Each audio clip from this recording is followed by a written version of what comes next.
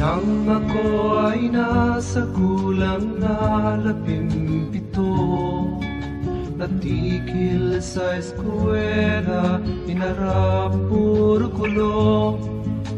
Walang pagkakataon ng kabutihan sa isip ko, kaya't sa madilim na pihitan ay nakulong ako.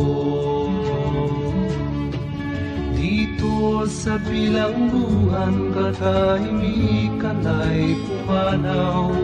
Sawirin si ina sa kinabukasan tinatanaw.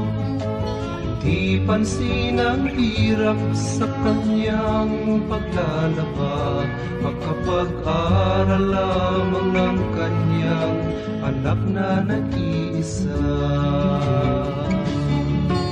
Inay, o aking ina, parusahan mo ako.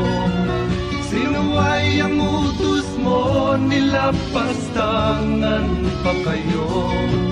Tanging dalangin ko'y kumapapang buhay nyo, upang makakanti naman ako sa kabutihan mo.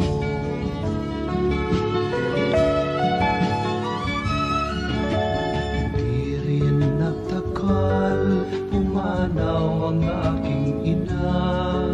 Nag-iisa na sa buhay, wala nang dumaramay. Dumanas ng hirap, karamdaman ay nalasap.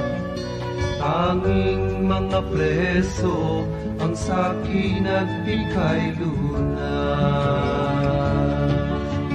Nang sumapit ang aking kaarawan, sa bilangguan na puno ng kalungkutan, ala-alang lumipas, pilit na binabakas, mga matang basa ng luha, nakatanaw sa wala.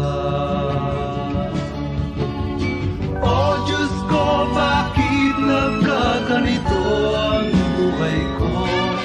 Hindi man lang nagkalasap ng ligaya sa mundo. Paano paglaya ko, saan ako patutungo? May bukas pa kayang naghihintay sa